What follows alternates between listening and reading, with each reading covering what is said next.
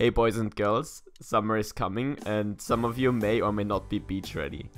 Either way, I think confidence highly depends on how comfortable you are in your own skin. If you are out of shape but happy, that's cool, but if you feel like a little improvement wouldn't hurt, this is the video for you.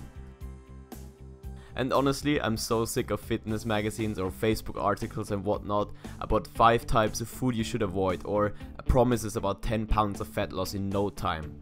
Because you have to understand the basics, then everything else is pretty simple. So let's get right into it. First, we have to understand what a calorie is. It is a unit we use to measure our energy expenditure, intake or need in general. Pretty much everything we consume has calories and consists of 3 macronutrients being fats, carbohydrates and proteins. And they are linked in the sense that 1 gram of fat equals 9 calories, 1 gram of carbohydrates equals 4 calories, and 1 gram of proteins also equals 4 calories. Now, why is this important? Every day our body burns calories in order to function properly. It burns even more if we're active throughout the day, and even more than that if we do cardio or other forms of exercise. And this is where simple maths come into play. Everyone has a maintenance level of calories. That means a point where calorie consumption equals calorie expenditure. In that case, zero weight is lost or gained. Of course, this level greatly varies on a daily basis depending on how active you are and also many other variables like your age, gender, etc. This level can also be increased by increasing your lean body mass. In other words, everything that is not fat. And the question now is, how do we lose that fat? You have to create a calorie deficit, which should be about 20 to 25% of your maintenance level. This is moderate and makes it sustainable but really effective. In the end, every single diet approach can be reduced to this basic concept of creating a calorie deficit, no matter if it's paleo or keto diets or intermittent fasting, and that's why it is really the only way you will lose fat. It is pretty much impossible to not lose fat if you're in a deficit over a longer period of time. And I say fat because it might be possible to stay around the same weight while on a deficit if you retain more water or build muscle, which is usually the case for beginner lifters. And this is also the reason why weight is not a good indicator of health or looks. A muscular 5'9" guy at 170 pounds with 10% body fat will look and be much healthier than a guy the same weight and height with a lot less muscle and more than 20% fat on his body. So instead of how to lose weight, the question should be how to lose fat. The problem is if your muscle loss is somewhat proportional to your fat loss, you will look like a skinny fat version of your old self, which actually happens to many people, and that brings me to the next point. You can't just rely on cardio, because resistance training is key. Not only does it burn calories itself, the increased muscle mass will increase your maintenance level, allowing you to eat more in the long run without gaining weight. Also, this is the thing that gives you the toned look, which is equally desired by men and women.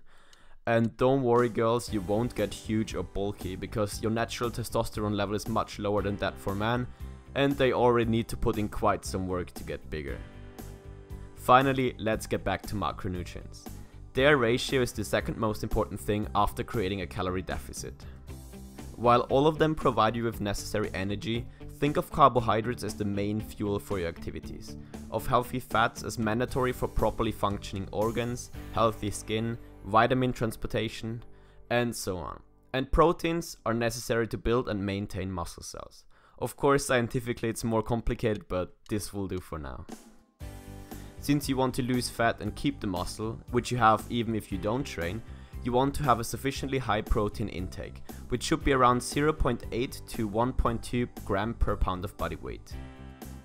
It should be closer to the lower end if you are not really active and have a lot of fat to lose, and closer to the higher end the harder you train and the leaner you already are. Your fat intake should make up for about 20 to 30% of your calories, and all the remaining calories should come from carbs. And no, carbs are not bad. Only too many carbs to the point where you're in a calorie surplus are bad if you want to lose weight.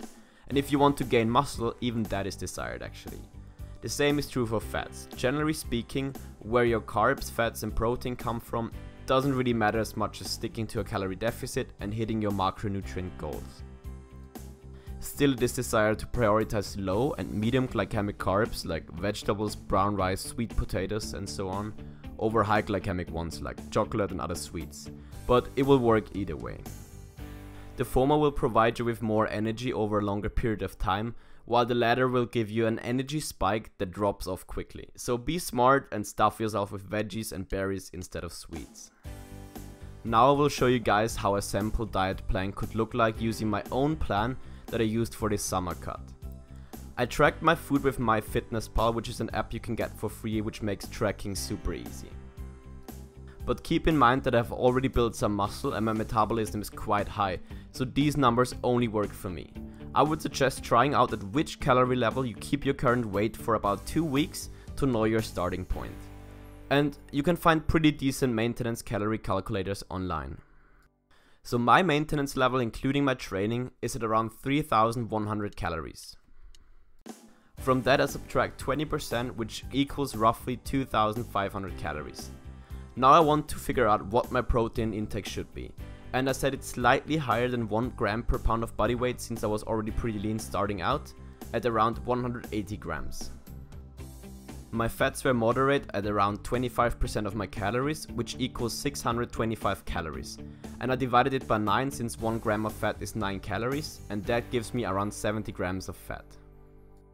The remaining calories, so 2500 minus 625 minus 4 times 180 equals 1155, and they come from carbs, resulting in 290 grams of carbs. Following the same steps and principles, you can set up your very own diet plan. You can eat higher fats and lower carbs, or the other way around, as long as your fat stays within 20 to 30%. It is up to your own preference really. If your goals are mostly appearance related, this diet approach, along with 2 to 4 training sessions per week, will definitely produce significant results, and is the easiest to stick to because it gives you much more freedom in your food choices. Apart from the first few weeks where you lose a lot of water, your weight loss should be around 0.5 pounds to 1.5 pounds per week. The leaner you are, the lower it should be.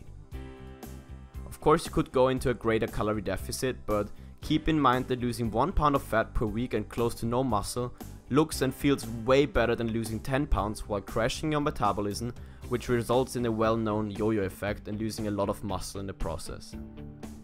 In the end, tracking your food may sound like an obsessive thing to do, but with this app it's really super easy, and if you do it for a while then you will get a feeling for it and you don't have to be as precise anymore if you don't want to.